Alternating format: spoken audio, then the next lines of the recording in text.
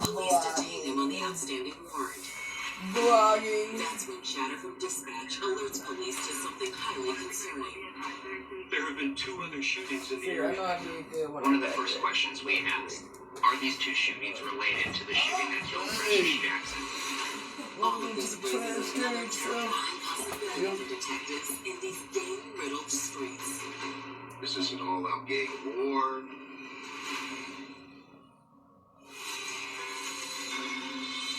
The Hoover Criminals gang was originally part of the LA Crips until infighting led to them breaking off. The gang moved up to Portland in the 80s while expanding their national syndicate of drug distribution. Today, they are the Crips' largest offshoot. Your petition is worked. But as the sandwich so tangy and delicious, it has inspired. In the aftermath of Precious Jackson's post-Halloween night murder, investigators discovered another stomach-churning detail. There were 2 other shootings that night in Southeast Portland's gang-infested streets. Is this a related shooting? Is this an all-out war? Detectives confer with their colleagues at the other crime scenes to see if there might be a link. Meanwhile, police interrogate one potential suspect, Hoover Criminals gang member Antonio Sanders. Do you know anybody by the name of Precious Jackson? So you wouldn't happen to know anything about her murder tonight? They also asked him if he knew anything about the 2 other shootings in Portland that night. Look, man, I don't know anything about this shooting or any other. I mean, it doesn't surprise me. It's dangerous out there. So what were you doing out in the street that late at night? Look, man, I was just coming from my girlfriend's house. Just going to the store, and then the police stopped. He relates that he took a municipal bus, the number 9, over about 9 p.m. at night. He says he's visiting someone in the area by the name of Antoinette. Now, Antonio says that at about 1:30 a.m., he left Antoinette's house to make a run to the store, and that is when police stopped him. You better not be lying. I ain't. Let's go. While police attempt to confirm Antonio's story, detectives return to the crime scene, where news of Precious's death has now reached her family and friends. When they heard the news, they were crying. They were absolutely devastated. Among the grieving mourners that night is Precious's ex-girlfriend, Mercedes Warren. With Precious dying, I feel like I lost a piece of me with her. Though highly emotional, Precious's friends and family are eager to do whatever it takes to help investigators, and detectives have a pressing question to settle. Given police fears this crime might be connected to a larger gang war, police needed to know whether Precious had any gang ties. And did y'all know if Precious may have been, involved with any gangs, or maybe hung out with the wrong crowd, maybe? But loved ones insist that wasn't part of Precious's life. I knew Precious from the time she was 18 until she was killed. And I have never heard any of Precious's friends or family members ever mention her being in a gang.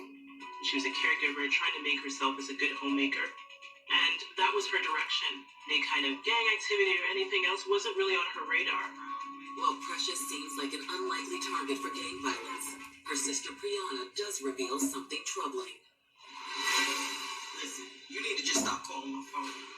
I ain't got nothing to do with you and her, okay?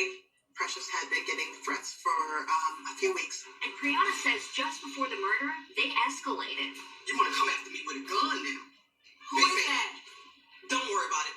Brianna overheard in a phone conversation that Precious was having that there would be gun violence and she would be involved in it. Call my phone. When investigators ask Brianna whether she knew who was behind the menacing call, her answer is surprising. She claimed it all started with Sierra Douglas. Sierra Douglas, the very woman that police had taken into custody earlier that night on an unrelated warrant charge. A woman who admitted to having a relationship with Precious, but had already lied to police once that night. But what else did friends and family know about Sierra's relationship with Precious? Can we take you over here to ask you some more questions? According to Precious's ex-girlfriend, Mercedes Warren, when she and Precious split, neither could imagine ever finding love again. We were equally sad. We equally missed each other. Then, one day in 2013, Precious finally met someone who filled the void in her heart. And you're like, Yeah.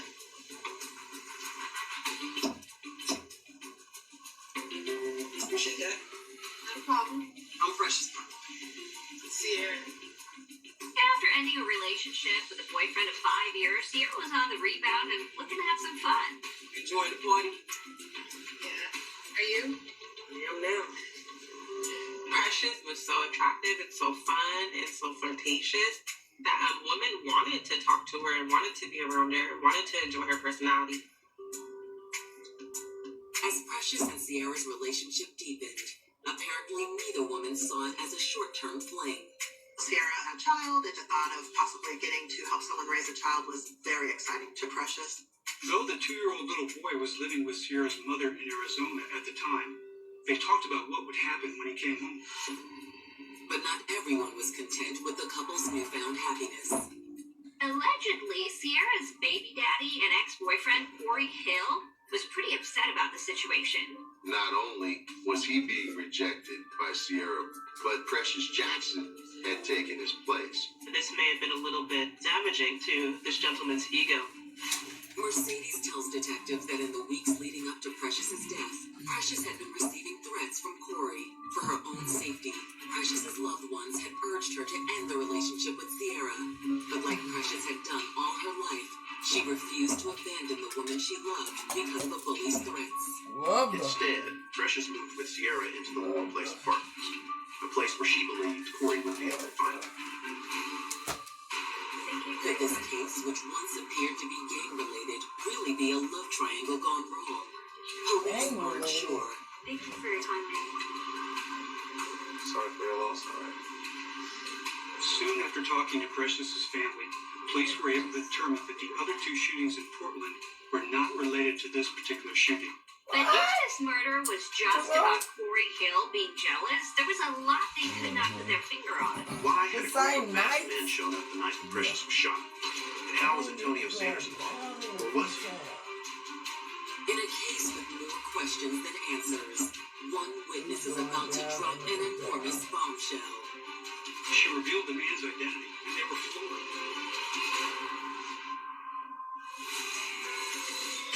Sierra Douglas's ex was deeply jealous of Sierra's relationship with Precious Jackson. Portland detectives must now consider one more possible motive for Precious's murder. There's a love triangle going on, and someone has been rejected. But if that was the motive for the crime, then who were these masked men that showed up at the murder scene that night? And how was local gang member Antonio Sanders involved, if at all? Hoping to learn more, investigators turned to Sierra Douglas, who was about to be released for the outstanding warrant charge. It turned out there was a mistake, and the arrest warrant for Sierra was no longer active. Detectives were hoping that under less tense circumstances, she would be more cooperative. But when confronted with the allegations made by Precious's family and friends regarding Corey Hill, Sierra becomes defensive. You're not saying Corey did this. Sierra says when she met Corey at the tender age of 15, he was a rising boxing star. Corey was a 3-time Tacoma Golden Glove champion, 2009, 10, and 11. Would come to the gym, watch him practice. She would go to his fights. Corey was very happy with Sierra. It was a perfect fit. Then, 1 year into their relationship, Corey and Sierra got shocking news. Sierra was pregnant. Corey was overwhelmed at having a child. That's natural. But Sierra says what Corey did next put their family's future in jeopardy. Corey had stopped coming to practice. He made some bad decisions because of outside influences. He eventually, hooked up with the Hoover gang. By 2012, he had done time for drug charges, and his relationship with Sierra was over. So he's in that Hoover gang. Did that make you think there's going to be a problem? We still are trying to figure out what happened. Sierra begins to open up and says that on the night of November 1st, when she had just finished doing some laundry, a group of masked men approached her. Sierra says when one of the men moved to adjust his orange bandana, she immediately recognized him. It was Corey Hill. There was a verbal altercation and some threatening words. Precious Jackson can hear the commotion from upstairs, where she's smoking a cigarette. Miss Jackson came down the stairs to make sure the Miss... Precious jumps in and pushes Corey Hill. That's when Sierra says a man wearing a ski mask got up in Precious's face. By now, Precious had had enough. She wanted nothing to do with this group, and she wanted to get away. She walked away and made her way upstairs. Sierra says before she could follow Precious's lead, all hell broke loose.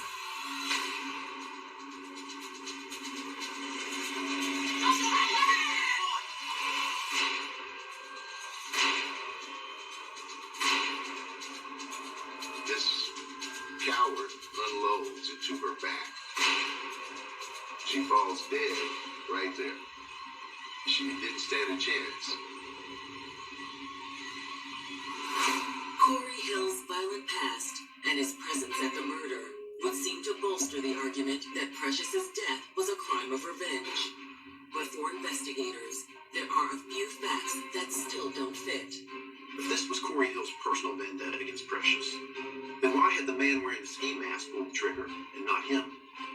As for the latter question, detectives believe one man already in custody may know the answer. Corey's fellow gang member, Antonio Sanders. Perhaps it was no mere coincidence that he was in that neighborhood that night. But Antonio had a very specific alibi. He said he was visiting a friend in the neighborhood and had gotten a ride there on the city's number 9 bus. However, that very specificity turns out to be Antonio's undoing. Our municipal bus system all has surveillance cameras. They check all the surveillance cameras, and guess what? No Antonio Sanders. Investigators know there's one person who can provide the answers they need: Corey Hill. On November 19th, they locate Corey at his home and haul him into the station for questioning. Today, what I'm here to talk to you about is just what you know, because I know you were there. But under withering questioning, Corey refuses to play ball. I don't know anything about it. You don't know anything about that? Okay, so did you know Precious? No, I didn't. Never met Precious? Do you know anything about Precious? He said he didn't know that Sierra was dating anybody else, and he hadn't seen Sierra in a long time. When was the last time you saw Sierra? It's been a while. Do you remember when? Not exactly. Was Sierra dating somebody else? They had my own girlfriend, so. Madame?